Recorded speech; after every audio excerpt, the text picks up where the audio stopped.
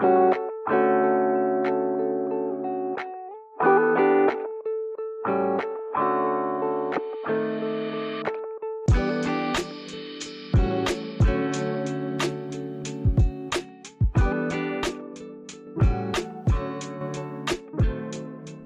everyone, welcome back to My Sister's TBR. I'm Rebecca. And I'm Stacey. We're so excited to have you with us today for another bookish deep dive. We've got an amazing episode planned for you. There's been so much happening in the book world over the last couple of weeks. News, drama, you name it. And you know we're going to spill all the tea. Plus, we're going to highlight some of the new August releases that have caught our eye. There's something for everyone this month. And we've got a few picks that you definitely don't want to miss. We'll also share what we're currently reading, including a few recommendations you might want to add to your own TBR. You know, we can't resist talking about our latest book obsessions. And then we'll wrap things up by talking just a little bit about our featured read for August, which is It Ends With Us by Colleen Hoover. This book has been a super hot topic lately, and we've got lots to discuss. Whether you're a fan or just curious, we've got some thoughts to share. So get cozy, grab your favorite drink, and let's get started. We're so glad you're joining us for today's episode. Do we want to start with some news? Yeah. I want to hear what news you've come up with. Because I was adding everything I could possibly find to our list of ongoing news. So I'm curious to see if you came across the same little tidbits that I did. Okay. So the first thing that I seen this month was that George R.R. Martin revealed that there are 7 more Game of Thrones shows in development, 3 live action and 4 animated. Oh, I'm excited for the animated.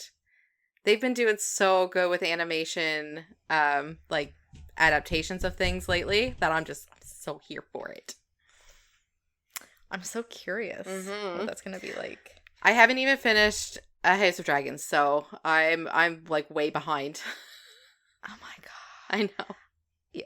I just finished the season finale for it. Yeah. Oh. I don't like that look. This is my first Sunday without House of the Dragon. It's sad. Yeah.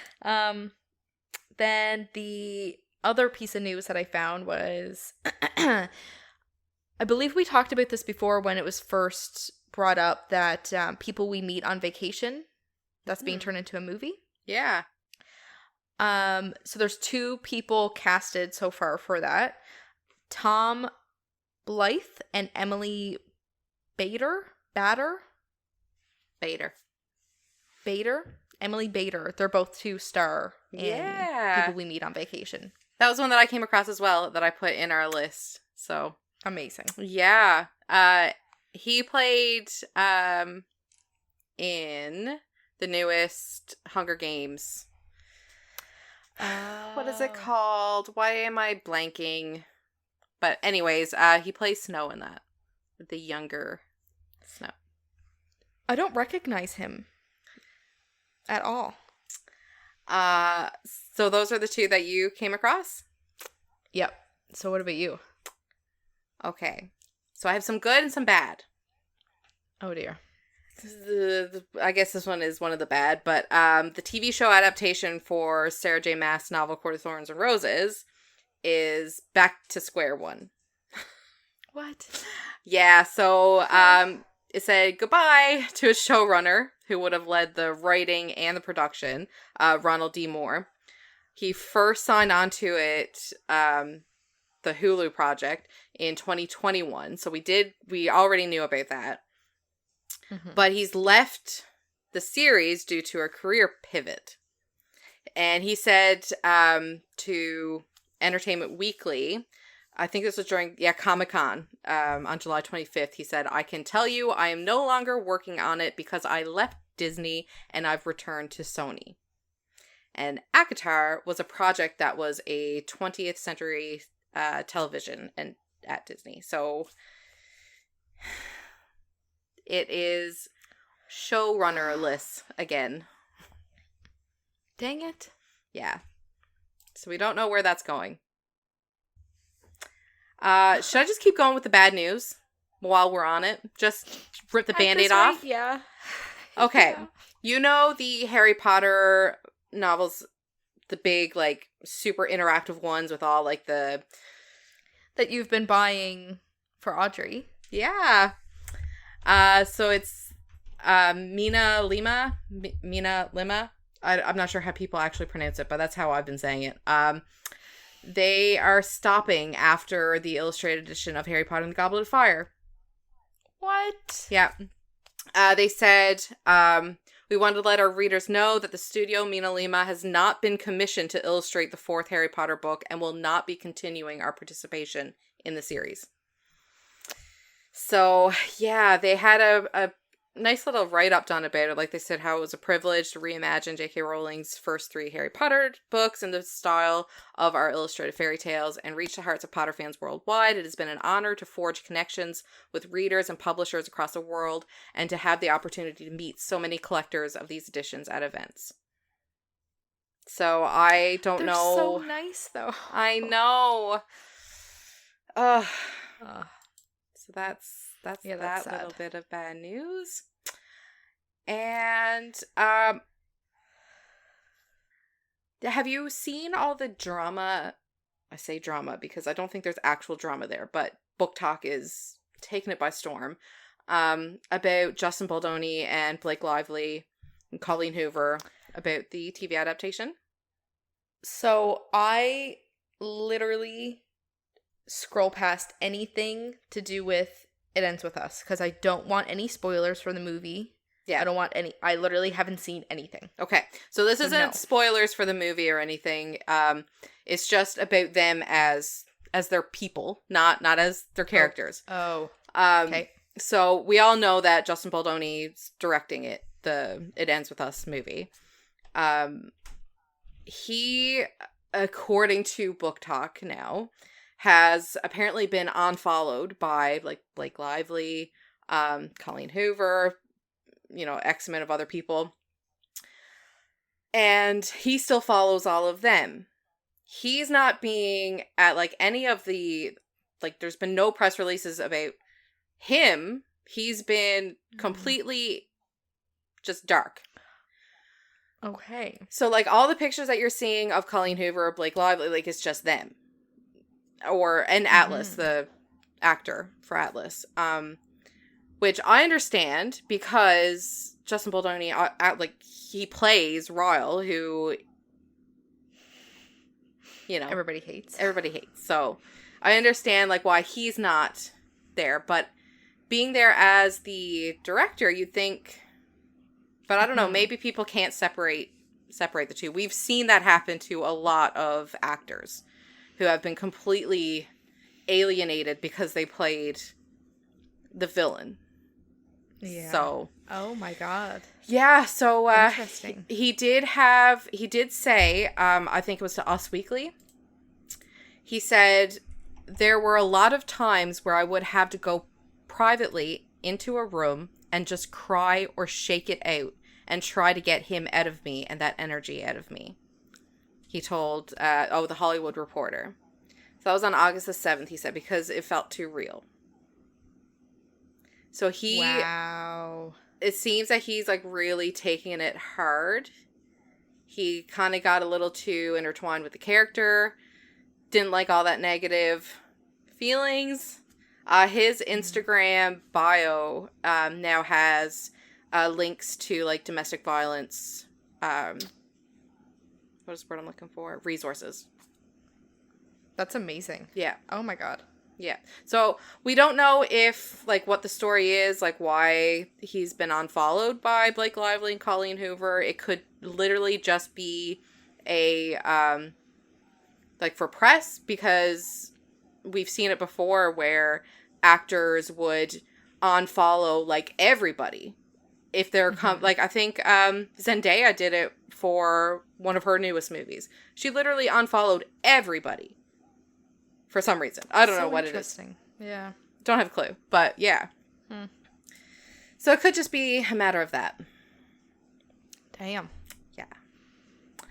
And the last thing that I have is not super duper exciting for us because we haven't read it, but Every Summer After by Carly Fortune is getting a series adaptation at Amazon. There's so many series adaptations. I know. Love it. Yeah. I love this year. Yeah, it's just been like so much lately. I think the like book world is finally getting like such a good recognition for how good the stories are. They need to be brought to screen. Heck yes. Oh, Heck yes. So excited. And I mean, you just left out the biggest part of this month. What is the biggest part of this month? It Ends With Us. Yes. Came out. Well, I didn't really leave it out. That's the whole point of our featured read being It Ends With Us. Yes. True. I'm so excited to watch it. I've been doing the same as you, trying to just, like fly past everything that comes up on like my For You page or whatever. And so far, I still have not watched the trailer. I still do not know what any of these people are like. Yeah. But I have heard a lot of people say good things about it, that it is a good adaptation. So I guess we'll find out. I don't get to see it until the 28th. Because that's when it's in theater here. Yay. Okay. So, should we carry on to our new releases this month? Mm-hmm. Okay, there's some good ones. It's a good mix, I think. Okay, so our first highly anticipated release for this month is Lady Macbeth by Ava Reed. This is fantasy, historical fiction retellings, 320 pages, and it's coming out August 13th. We love retellings. Yes, we do. From #1 New York Times bestselling author Ava Reed comes a reimagining of Lady Macbeth, Shakespeare's most famous villainess, giving her a voice, a past, and a power that transforms the story men have written for her. Oh. The lady knows the stories, how her eyes induce madness in men. The lady knows she will be wed to the Scottish brute who does not leave his warrior ways behind when he comes to the marriage bed. The lady knows his hostile, suspicious court will be a game of strategy requiring all of her wiles, and hidden witchcraft to survive. But the lady does not know her husband has occult secrets of his own. She does not know that prophecy girds him like armor. She does not know that her magic is greater and more dangerous and that it will threaten the order of the world. She does not know this yet, but she will. Oh. Ooh. Interesting. That is gonna be very interesting. Yeah. I remember reading that in high school. Mm-hmm. I don't remember a whole lot about it, but I would be very interested in reading this one. Agreed. Ava Reed. What else has she written? Because that actually does sound very familiar. She wrote A Study in Drowning, which is apparently very, very good. I have not read it yet. Juniper and Thorn. We talked about that one on this when it came out. Yep. And it looks like that might be her most popular. Yeah, it must be that Juniper and Thorn that I was thinking of. Yeah. Okay. Next up, looks like we have a new fantasy series coming. Oh. The Ravenous Fate by Haley Dennings. This is a fantasy lesbian vampire romance. Heck yes. 480 pages, and it was published August the 6th. And that cover is very interesting. Yeah, I like that. Yeah. Okay, so it's going to be a duology, and it's set in jazz-aged Harlem, where at night the dance halls come to life and death waits in the dark. Why did that just, remind me of some of the flashback episodes in the Vampire Diaries? You know what I'm talking about? Same. Yes. Oh, amazing. I love it. Okay. So it's 1926, and Reapers, the once human vampires with a terrifying affliction, are on the rise in New York. But the Saint family's thriving Reaper hunting enterprise holds reign over the city, giving them more power than even the organized criminals who run the nightclubs. 18-year-old Ellis? Ellis? I am so bad at names. Saint, home after 5 years in Paris, is the reluctant heir to the empire. Only one thing weighs heavier on Eliza's mind than her family obligations, the knowledge that the Harlem Reapers want her dead. Layla Quinn is a young Reaper haunted by her past. Though Reapers have existed in America for 3 centuries, created by New World atrocities and cruel experiments, Layla became one just 5 years ago. The night she was turned, she lost her parents, the protection of the Saints, and her humanity, and she'll never forget how Ellis Saint betrayed her. But some Reapers are inexplicably turning part human again, leaving a wake of mysterious and brutal killings. When Layla is framed for one of these attacks, the Saint Patriarch offers her a deal she can't refuse, to work with Ellis to investigate how these murders might be linked to shocking rumors of a Reaper cure. Once close friends, now bitter enemies, Ellis and Layla explore the city's underworld, confronting their intense feelings for one another and uncovering the sinister truths about a growing threat to Reapers and humans alike. Damn. I feel like I just read the book. that was a really long description. I hope it's not like those when you watch the trailer for a movie and you feel like you got like all the good parts in the trailer. I hope that's not what's happening here. Because I mean, 480 pages. Yeah. Like that's a decent amount. So hopefully there's a lot more that we're gonna find out. But yeah, that does put me right in mind of those flashbacks, like you said. With Vampire Diaries. I love it. That's amazing. All right, so our next one is Haunted Ever After by Jen DeLuca. She's the author that wrote Well Met. Do you remember me talking about the book where she works at a Renaissance fair? I don't think so. Ugh, okay, never mind. But you should read it because it's really good. Anyways, carry on. Okay. This is a paranormal contemporary romance fantasy. Oh my gosh. Anything I see with paranormal, I'm like, yes. Yeah. Give it to me. 352 pages, and this comes out August 13th. I like the cover. Me too. It's very visually appealing. It is. So this is number 1 in the Boneyard Key series.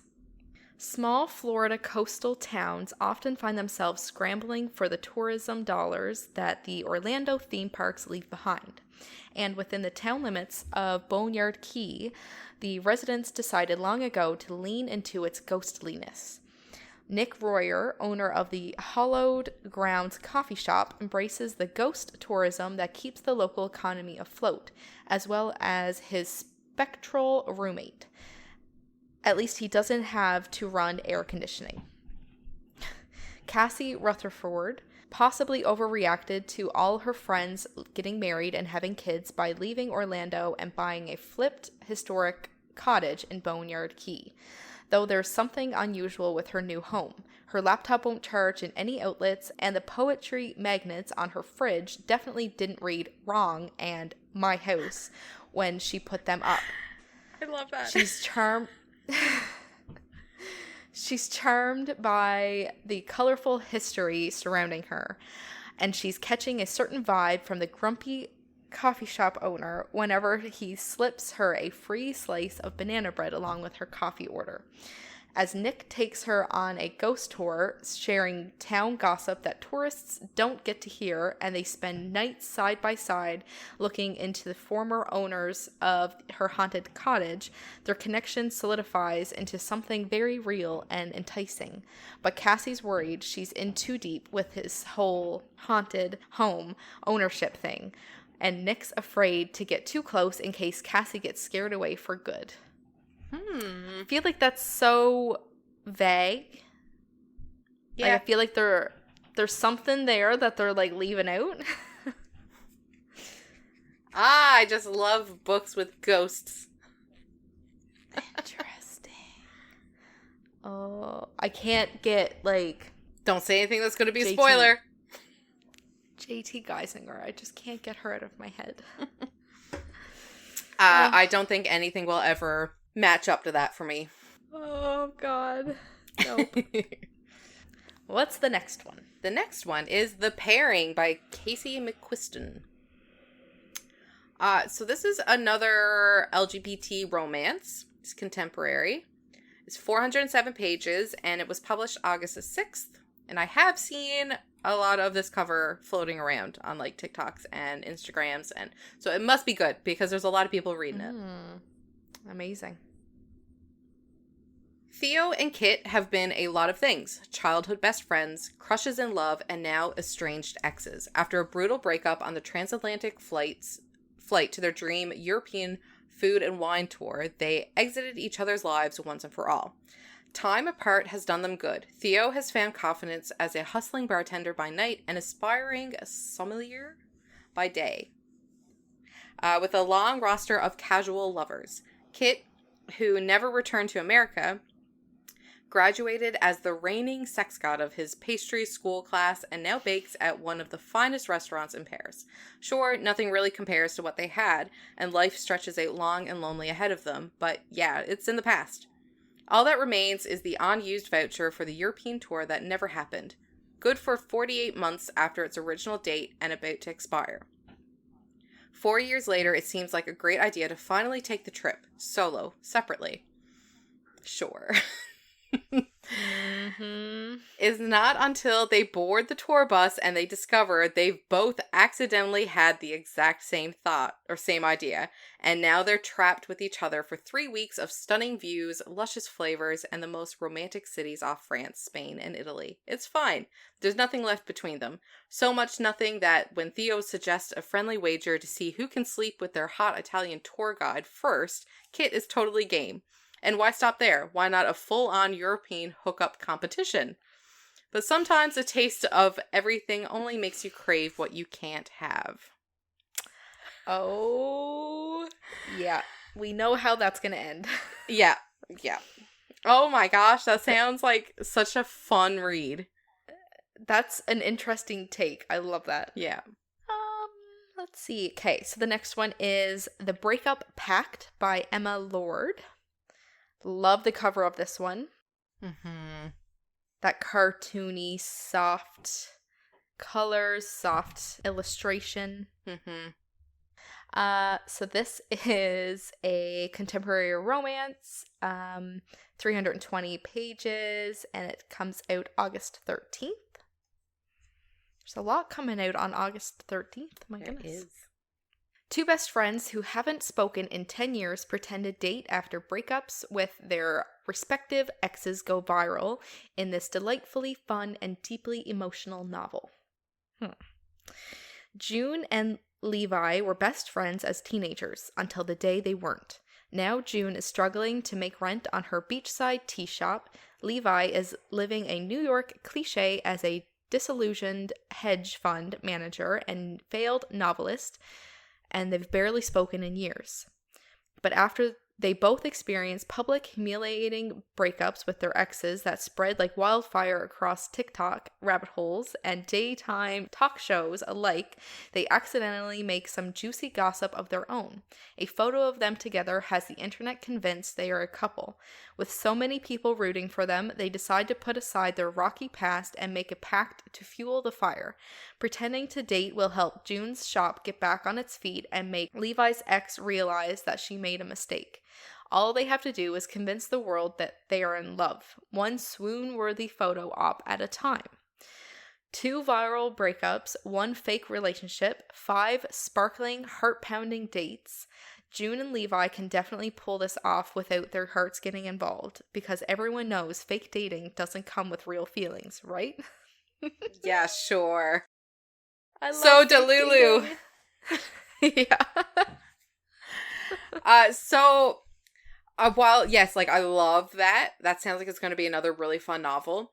But I think because we literally just read Funny Story, I'm going to have to wait on this one. Because I feel like I'm going to be comparing it to Funny Story. Yep, definitely. Yeah. Yep.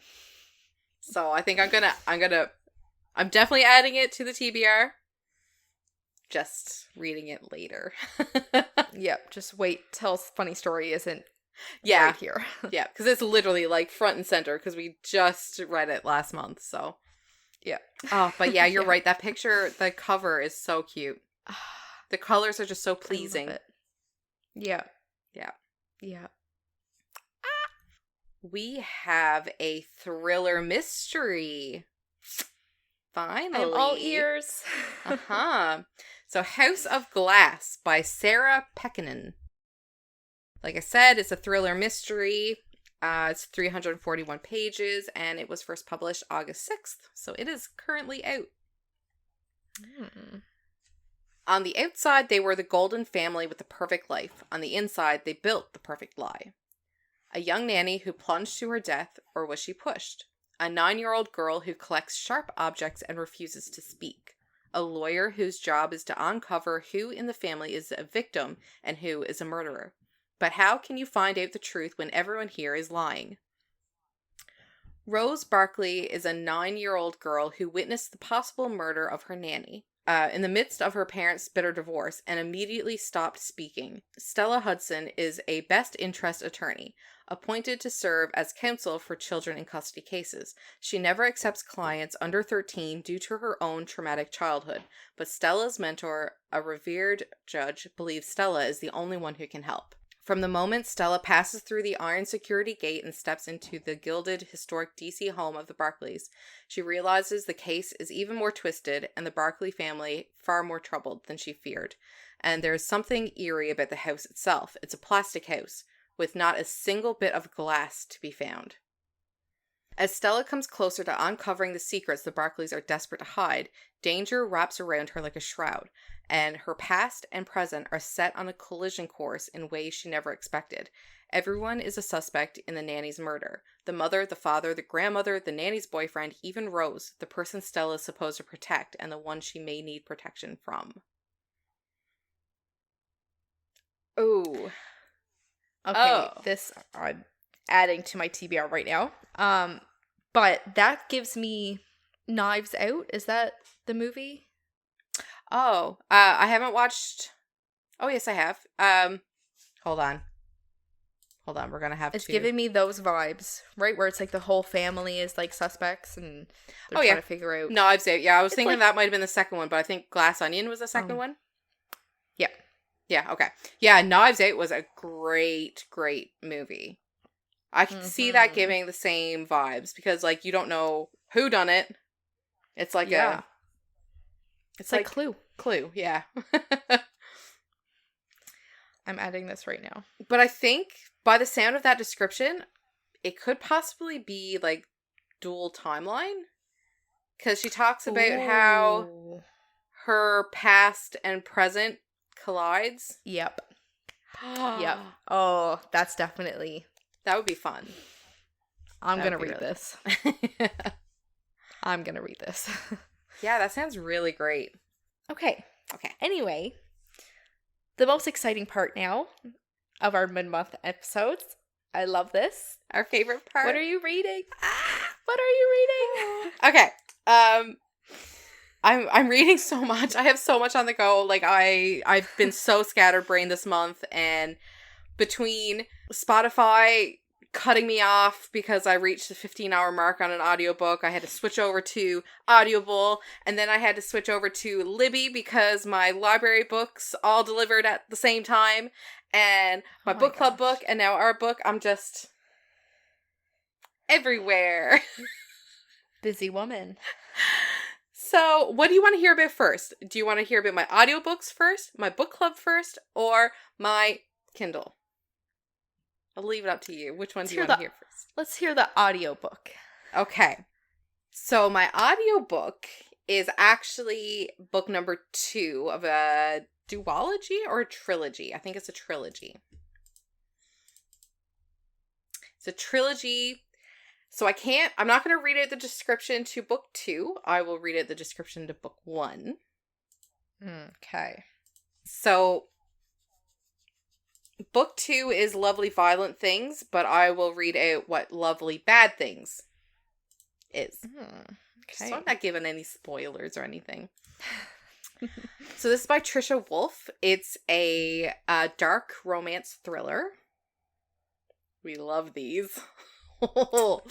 That sounds delicious. This, I cruised through it. I listened to it on audiobook, and I just, within no time at all, I had it finished, and I was loading up the second book because I could not wait.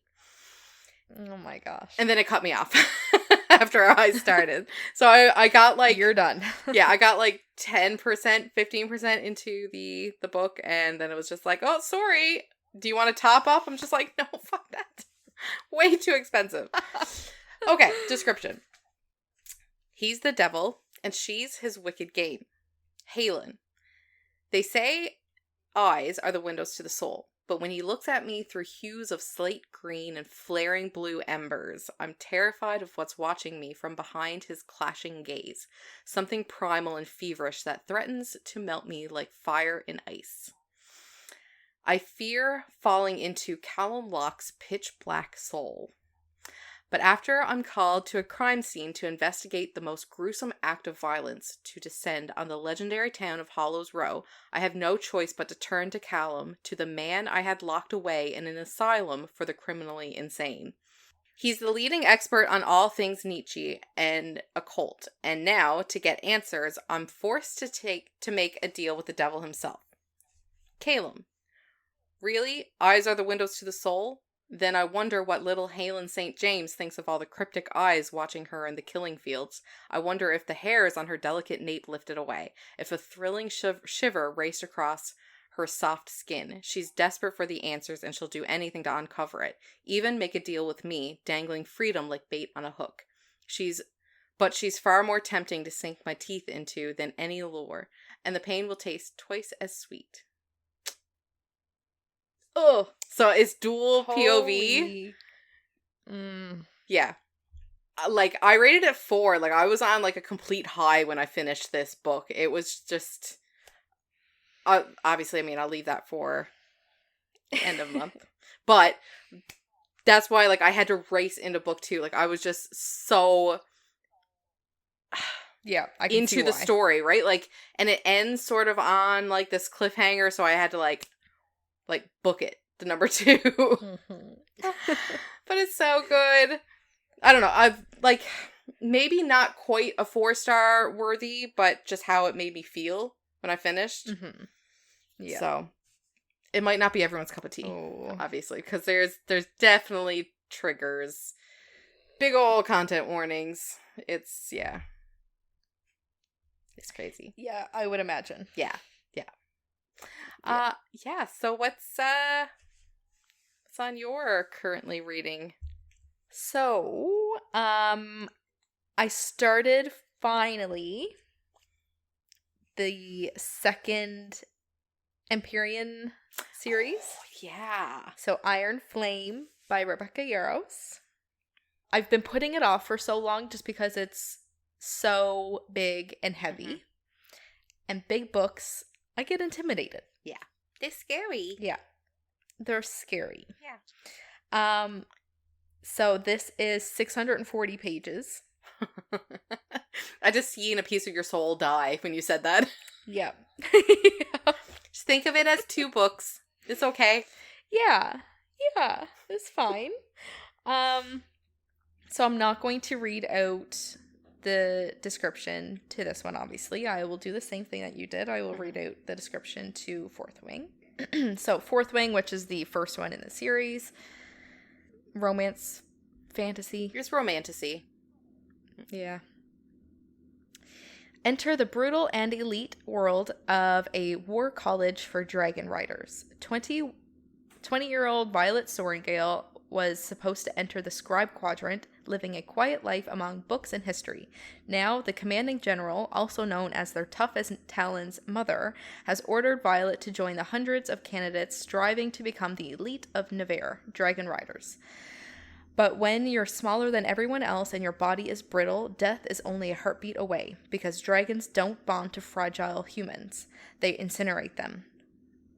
With fewer dragons willing to bond than cadets, most would kill Violet to better their own chances of success. The rest would kill her just for being her mother's daughter. Like Xaden Ryerson, the most powerful and ruthless wing leader in the Riders Quadrant. She'll need every edge her wits can give her just to see the next sunrise. Yet, with every day that passes, the war outside grows more deadly, the kingdom's protective wards are falling, and the death toll continues to rise. Even worse, Violet begins to suspect leadership is hiding a terrible secret. Friends, enemies, lovers, everyone at Basgiath or college has an agenda, because once you enter, there are only two ways out: graduate or die. So, I'm only 5 chapters in to, Iron Flame. Mm-hmm. I am struggling a little bit just because I've read so much, romance and mystery thrillers in the last couple of months. It's hard to switch my brain over. I think my last fantasy would have been Silver Flames. Whoa. Iron Flame, Silver Flames. Oh. Yeah, so it's taking a little bit to adjust my brain, but I'm not putting too much pressure on myself. I will tell you right now, I'm not going to have this finished for the end of the month. Not a chance. Yeah. I will try, but yeah. I'm glad that I didn't wait any longer, though, because I think if I waited longer to start reading this, I would have forgotten what happened at the end, or what happened during Fourth Wing. But it's still in my brain enough so that I know what's going on. Yeah. But yeah, loving it so far. This one was definitely heavier on the information dump, I found, because I also struggled getting into it. I struggled reading. There was a point where it did really pick up, but then it dropped off again a bit. And so, be prepared for that. It is more information than what, Fourth Wing, I felt, leaned very heavily into the romance tropes, which is great because it got people hooked into it. But now Iron Flame is definitely more of the, okay, now here is the history. Here is, what's going on.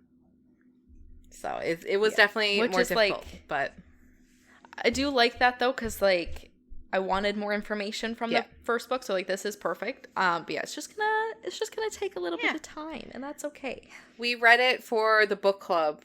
So I only had the month to read it, so I couldn't really pace it out how I would have liked to. So I think I might have to read it again before the third book. Yeah. January. Oh my gosh. Yeah. Yeah. I just hope that this doesn't take me as long as it took me to read A Court of Silver Flames. Months and months and months. Yep. Yeah. What else are you reading? So that was on Spotify, where I was reading Lovely Bad Things. When that cut me off, I switched over to Audible and started listening to Artificial Condition by Martha Wells. So that's book 2 of the Murderbot Diaries. Do you remember I was talking about that a few months back? That sounds familiar. Yeah, so I think so. I'm not going to read out the description again because it's book 2 and we don't like spoiling anything. But I will read out the description to All Systems Red again. Which, there's a great little story. I mean, these books are only, 3 hours audiobook. Oh, wow. They're very short, novellas. They're very quick to read. It's fantasy, sci-fi. All Systems Red tackles questions of the ethics of sentient robotics. The main character is a deadly security droid that has bucked its restrictive programming and is balanced between contemplative self-discovery and an idle instinct to kill all humans. In a corporate-dominated spacefaring future, planetary missions must be approved and supplied by the company. Exploratory teams are accompanied by company-supplied security androids for their own safety. But in a society where contracts are awarded to the lowest bidder, safety isn't a primary concern. On a distant planet, a team of scientists are conducting surface tests shadowed by their company-supplied droid, a self-aware sec unit that has hacked its own governor module and refers to itself, though never out loud, as Murderbot. Scornful of humans, all it really wants to be is left alone long enough to figure out who it is. But when a neighboring mission goes dark, it's up to the scientists and their Murderbot to get to the truth. So, like, Damn. This is actually kind of, like, comedic in a way, because you're getting all of this droid's internal dialogue and, like, how he's interpreting situations and, like, how he feels about the humans around him. And it's so funny because really he just wants to be, like, left alone to watch the reruns of this show that he has downloaded to his... It's just like, that's, like, all I want. Yeah. But yeah, it's pretty great. It's, like I said, super quick, fun little books. Adventure is, top notch. Definitely recommend. I'm almost done the second book. Obviously, I mean, it was my while I'm working book, but I forgot my earbuds the last 2 days. So, so I didn't get to finish it, but I've only got 40 minutes left, so I'm pretty close. Oh, wow. Yeah. Yeah, so that was a fun little change up in what I've been reading lately. Yeah. From one extreme to the other. Uh-huh. Are you reading anything else? Yes, actually. Oh. I'm reading another Frida McFadden. Oh, surprise. I just remember starting, like, when I first got into reading, I was only Colleen Hoover. Mm-hmm. Only romance. I'm so thankful for this podcast. I know. I've branched out so much. I've come so far. I freaking love mystery thrillers. And I mean, my only experience with that really is Frida McFadden. Yeah. Like, she's, like, my main. But once I make my way through all of her books, then I will continue to branch out. Mm-hmm. So, this one is One by One by Frida McFadden. It is 295 pages. Obviously, mystery thriller. Clearly. Oh, did you read this one? I did. Oh. Uh-huh. Cool. Okay. Let's see. All right. I actually, again, as we know, I don't read descriptions for any of the books that I read. Yeah. All I do with Frida McFadden now at this point is I'll go down through her, like, list that's on Kindle Unlimited and pick the one that has the highest amount of ratings. Smart. That's all I do. Yeah. Okay. Let's see. One by one, they will get what they deserve. A night spent sleeping on dirt and leaves is not how Claire expected to spend her vacation. She thought this would be a break from the stresses of work and raising her young children, a chance to repair her damaged marriage. A week of hiking and hot tubs with 2 other couple friends. It sounded like heaven. Then Claire's minivan breaks down on a lonely dirt road. With no cell reception, the group has no choice but to hike the rest of the way to their hotel. But it turns out the woods aren't as easy to navigate as they thought. Hours later, they are lost, hopelessly lost. And as they navigate deeper into the woods, the members of their party are struck down mysteriously one by one. Has a wild animal been hunting them, or is the hunter one of them?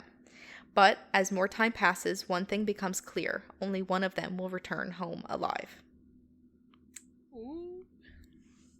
So, I can't wait. I cannot wait for the end of the month for us to talk about this. I have So I'm actually listening to the audiobook for this one. Mm-hmm. I have an hour and a half left, so I'm a good chunk through it. Yeah. I have my suspicions or my guesses. Okay. I have my guesses. But as I've been trying to do this every single time that I read one of her books, and I can never get it right. So I read it a year ago. Oh. August 5th. Amazing. Okay. Hmm. Loving it so far. Loving it. Like the suspense, the guessing, and like I'm addicted to her writing. I think Love I might her. actually reread it. Because I mean I remember for the most part, I think. But like how I reread Never Lie and how I picked up on so many like Yeah. issues with it being a second read, you know? I wonder if this one would do the same. Only one way to find out. Uh-huh.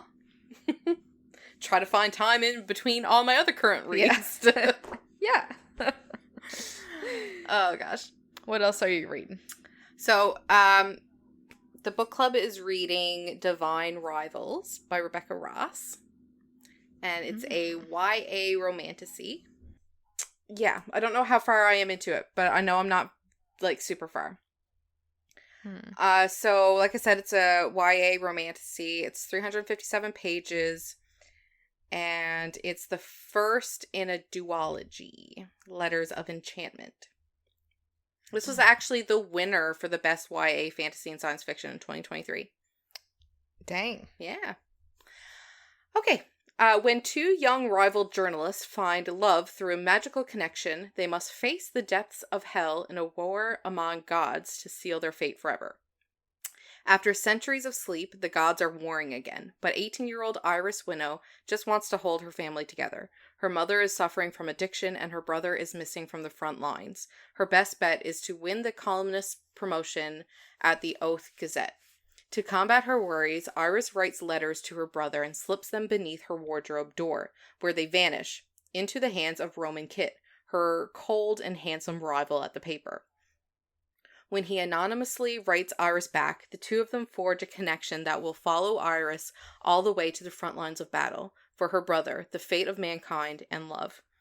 So this is like Shadow and Bone meets lore. It's a enemies to lovers fantasy, filled with hope and heartbreak, and the unparalleled power of love. Oh, I would love that. Yeah, it's so good so far. Oh. Yeah, so I'm really excited to finish this one and like get everybody's thoughts and stuff in the book club. But there's been a lot of good reviews on it. I remember seeing that a lot on TikTok, I think. Yeah. Yeah, it's been huge. Yeah. I only have one other besides our featured read. Okay. I'm only reading the featured read next, so you can go ahead.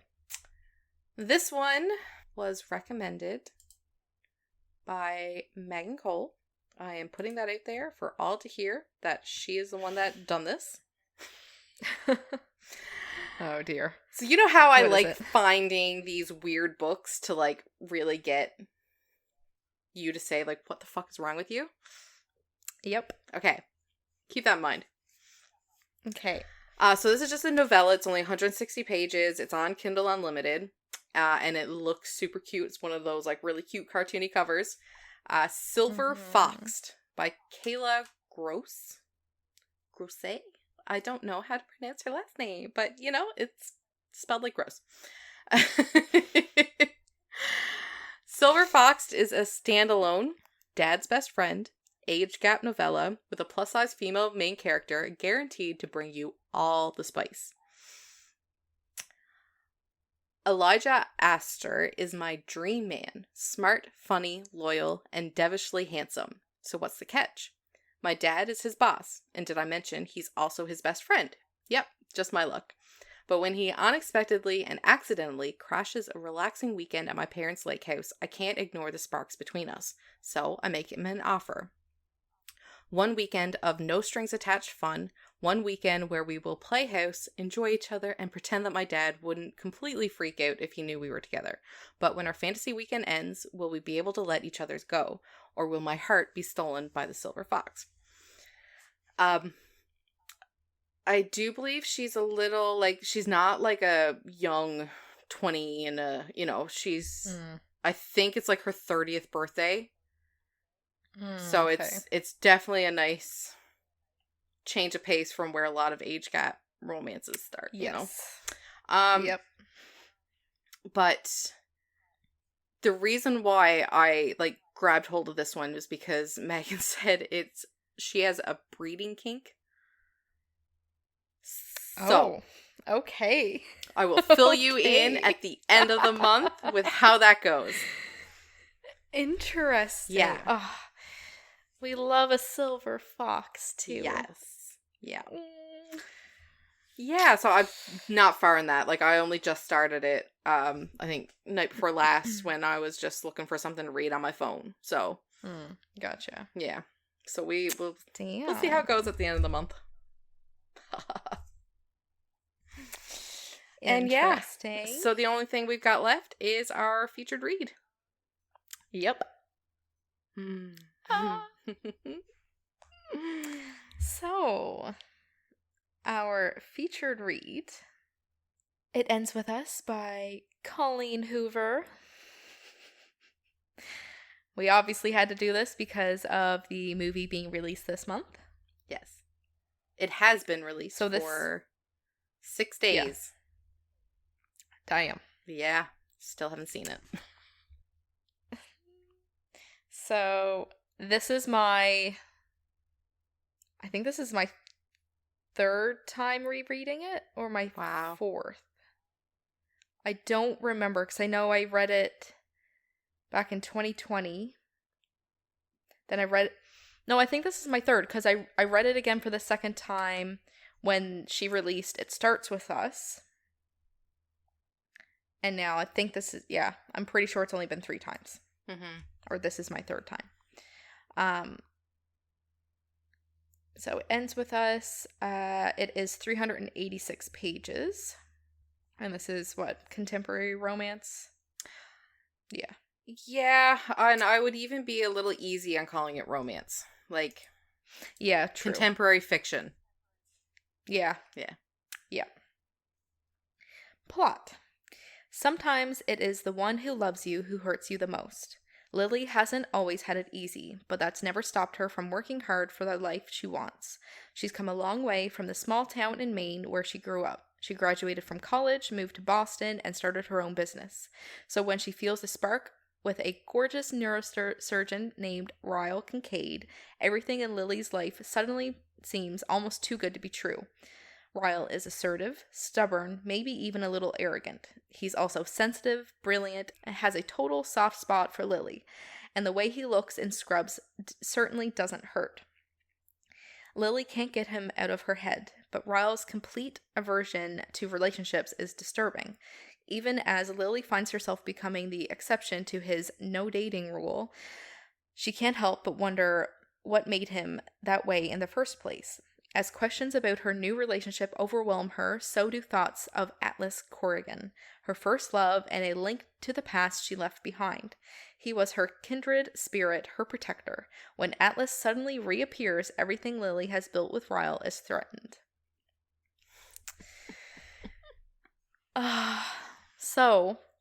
I'm actually listening to the audiobook for this because I wanted to switch it up a little bit compared to reading it again. Yeah. And I like that. I'm actually kind of glad that I did that. Because it's it's just different to get that point of view, to actually listen to it instead of. I don't know. Yeah, I can understand. Also, we've been pronouncing Alyssa's name wrong. I was afraid of that. Yep. It's Elisa? Elisa. Yeah. Because that's why they nickname her Issa. I was just thinking Issa, like Alyssa. Issa. Actually, yeah. Yeah. But yeah, in the audiobook, yeah, it's Elisa. Elisa and Issa. Yeah. Yep. I kind of thought it was pronounced different than Alyssa because it wasn't spelled like Alyssa. But True. Yeah. okay, fair. She will still be Alyssa to me while I'm reading it. Yeah. Yeah. So I'm reading this one physical, and I've been tabbing everything. And my process with this has been anytime... Now, okay. I don't know if this is like spoilers, because like people might still be reading it. So I'll just say anytime that something happens that I feel is a big red flag, I put a dark pink tab on it. Anytime that something happens that I feel like I agree with or I just like, I put a light pink tab on it. Anything that makes me laugh or feel just happy, I put a yellow tab. Love it. Anything that makes me sad or is like an emotional scene, I put an orange tab. And then anytime, literally anything that Atlas does or says that is like super green flag, love Atlas-y. it, you know, I put a dark purple tab. Like, look at those colors. That's amazing. That's an awful lot of dark pink. Yeah. Definitely make sure, like, if you haven't read it yet, our listeners, keep an eye on the content warnings. It's not listed in the book. Yeah. Which has been a pretty big issue in the past with people just grabbing up her book thinking it's going to be this super cute, flowery romance. It deals very, very heavily with abuse. It's very prominent. It's on page. It's not just mentioned and then away. It's very, it's there. It's detailed. It's not pretty. But I think that is the point that she's making. You know, that is not something to just breeze past. Right? But yeah. So how far are you into it with this reading? I'm still like early into it. I only just started it maybe 2 days ago. I wanted to start it later in the month and pace it out a bit more. So, but as you can tell, I have like this much left. Yeah. And so I have not been pacing myself. I have been staying up way too late to reread it. Because I read it, the first and only time that I read it was back in 2022, January 2022. Okay. So it's been over 2 years, 2.5 years since I've read it. So there's a lot of parts, like, I mean, not that I forgot it, because this is one of the books that really stuck with me. But I just forgot how much I love her writing, and I know a lot of people don't agree with me with that because they feel she's very Wattpad vibes. But I don't know, it's just so easy to read her books. Yeah. It's a nice change. Yeah. When we're reading, like, it's a nice change. Yeah. Yeah. And just like the way that she writes her characters, like, Lily is so real. She feels like a real person when you're reading this. Yeah. And to me, I find that that's one of the best qualities a writer can have, is if you can make a character feel real to your readers, what else do you need? Yeah. So yeah, I've been struggling to pace myself because it's just good, and I want to get to the good parts. Yeah. Oh, I love it. Yeah. Yeah. So how are you feeling about reading it for a third time? Fourth time? Third time? Third time, you think? Third question mark? I don't even know. Yeah. I think if I was physically reading it, I wouldn't be able to stay like keep my attention on it as well. Mhm. Just because like I know everything that happens, obviously. Like it was only like It Starts With Us came out not last summer, but the summer before. So, still pretty there. And not to mention too, I think like your second time reading it is going to be more impactful because you know what happens. So reading it the second time, you're picking up on all the different things. Reading for the third time, you've already gone back and picked up on these things. So what are you getting from a third time read? Like that's sort of where my brain goes with it. Yep. So now it's to the point now it's like I just have it playing, and like if I zone out, it's okay if I zone out because I know, but it's interesting to have it like to be listening to it now. But so now I've been playing a lot of Stardew Valley. Nice. Which is like very different for me because I haven't played video games in a long time. So I just have that playing while I'm just playing on my Switch, and it's nice. That is nice. I do like that. Yeah. I'm glad that you're like going through and like tabbing it for your second read. I love that. Yeah, I can't wait to talk about some of these tabs. I'm just gonna open up to a random yellow one and read it. Okay. Relax, Lily. I've touched way better boobs than yours, and I'm still gay.